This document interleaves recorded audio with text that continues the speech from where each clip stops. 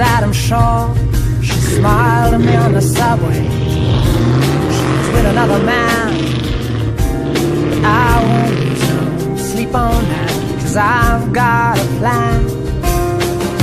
You're beautiful, you're beautiful, you're beautiful, it's true. I saw your face in a crowded place, and I don't know what to. Okay, YouTube family and friends, this is Rev with Rev It Up Mustang Fanatic Productions. We're here in our garage. We haven't made any productions lately or videos. Haven't had any content due to COVID-19 pandemic here in South Carolina. A lot of restrictions are starting to ease up some, and so we've been quite busy with little projects helping out people. And plus I need an epidural steroid injection in my right hip. Was supposed to happen early March, but since the pandemic we had to postpone that, and it will be May 13th, I believe it is, that I get that shot in my hip.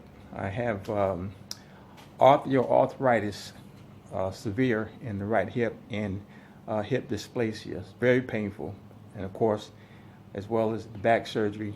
So I am on a lot of medications and things of that nature. But here is Electrabeth. She is still covered up, and we're working on some projects because we help out people. As I said, we do little odd jobs like little brake work and oil changes and stuff like that. So we got to make some room in our garage, and what I'm doing, I keep my power tools. This is my workspace, and it's so messy. I need my workbench here, so I'm going to take my power tools and I'm making a holder out of these PVC pipes, and I'm going to be placing them up here, and you place the power tools inside here like so, and they will hang in there, if you can see that. And so I can just pull them out of the slot when I need them. So I have two of these 19.2 cordless impact wrenches, and they're capable of taking off 300 foot-pounds.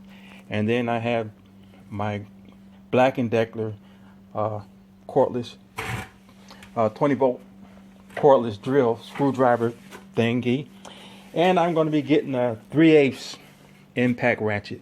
So I got 4 of these that I made up. 1, 2, 3, and here's the 4th one. And then my battery charges for these two 12-volt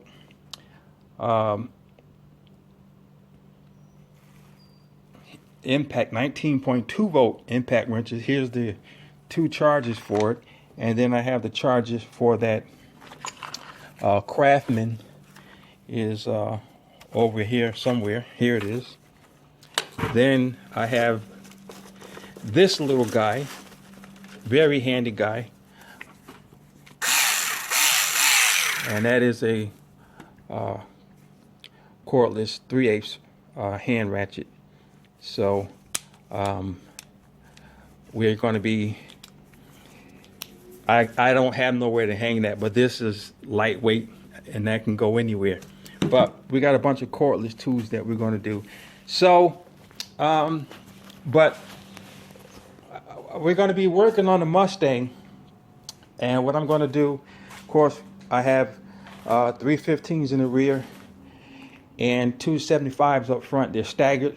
So what's best about these Mickey Thompson street tires is there's the direction of rotation. It doesn't matter. So I can take the driver's side rear, put it on the passenger rear, take the passenger rear, put it on the driver rear, and the same thing with the front. Swap those over so the tires can get some even tread. But while I do that, I'm going to clean the rims, and I'm going to do what's called the brake maintenance, where I'm going to take the calipers off, and we're going to lube up, clean up and lube up the sliding pins, and we're going to lube up the anchor pins as well, and we're going to service the front brakes, even though we don't need them, but we inspect them every year.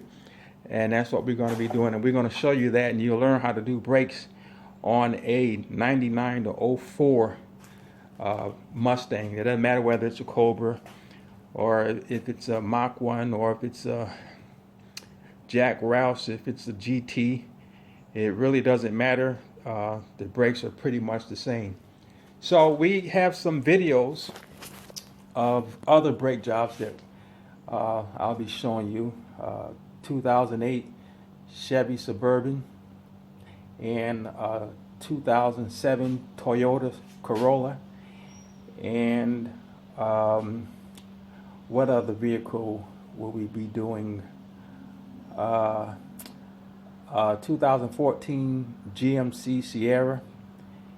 And so, but most of the brake jobs are the same. So I'll be doing brake rotors and the disc, front and rear. We'll show you how that's done. And essentially, the brakes are almost the same with very few differences. So you'll see how to do that.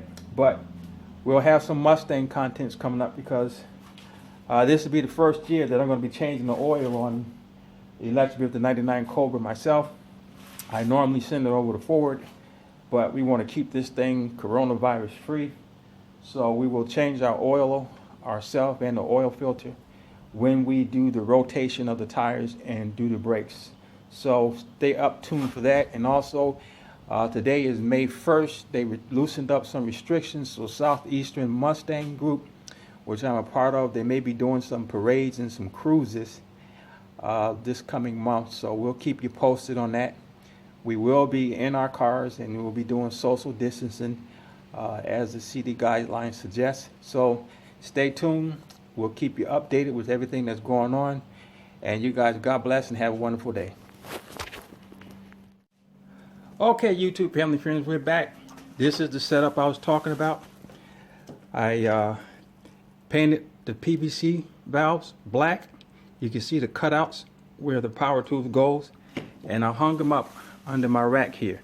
And they slide in and out. And they're hung up. They're in there pretty good. They're not going anywhere. So I got two more here to hang up there.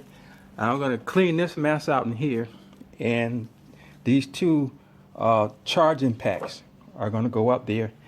And I have enough room to run the cords behind here in order to come out and plug the chargers in, so it can, if it needs charging, I can just pull off the pack and put the charger right there.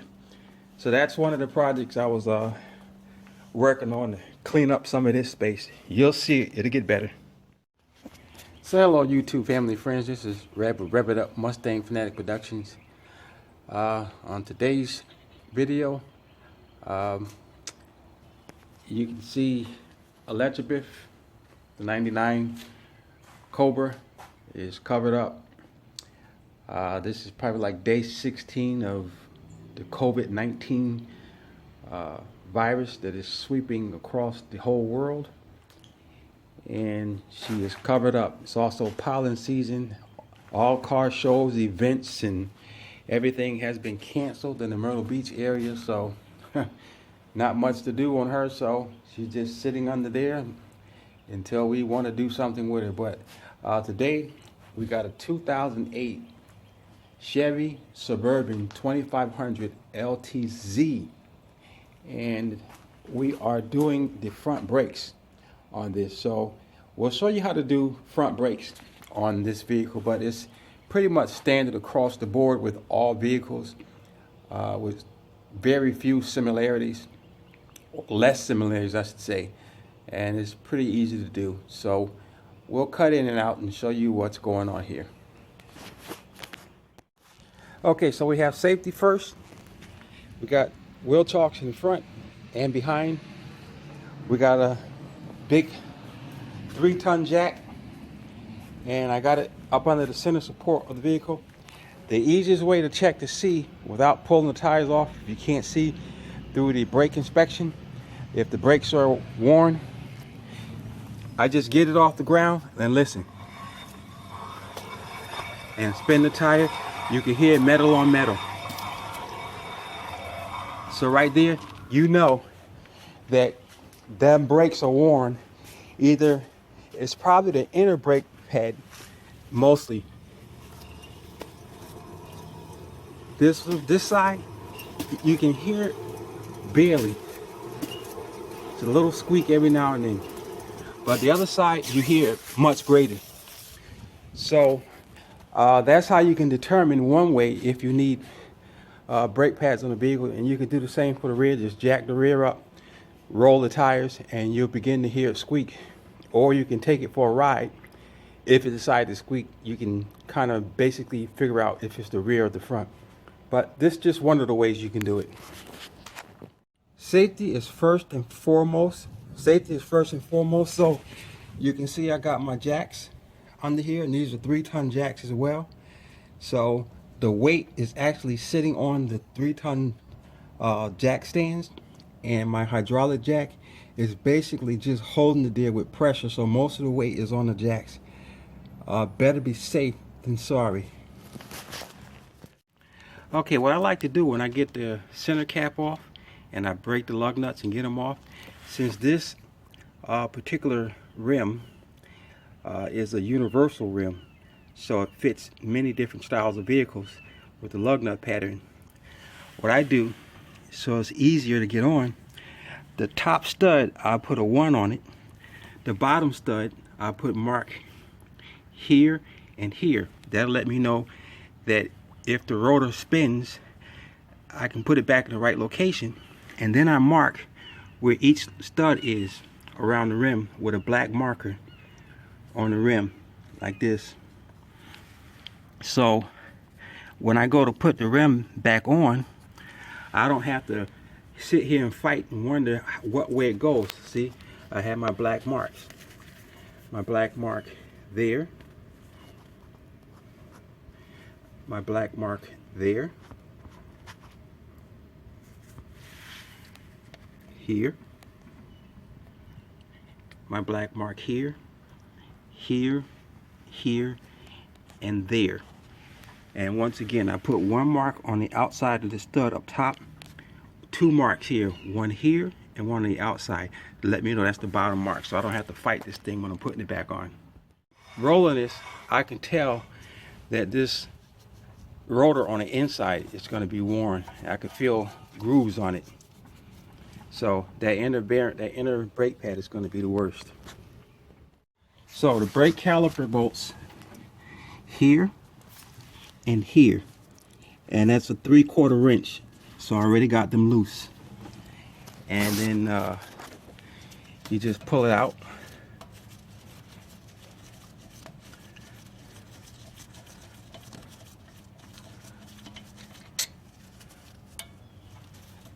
And you can just roll this back without even having to take that bolt out down the bottom.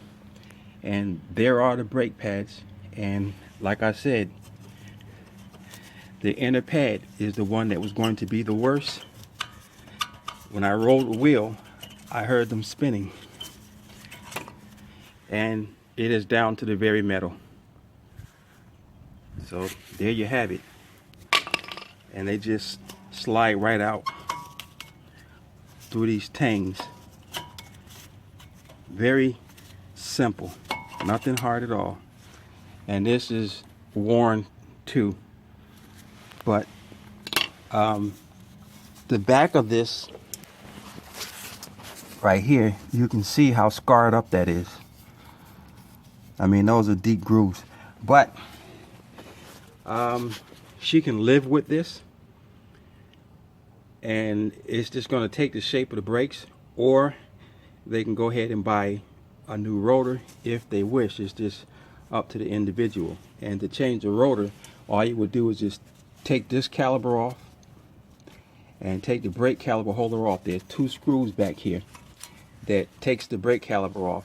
Then you have to get this bolt out here, and these are floating rotors. So these rotors, I'm assuming, never have been changed.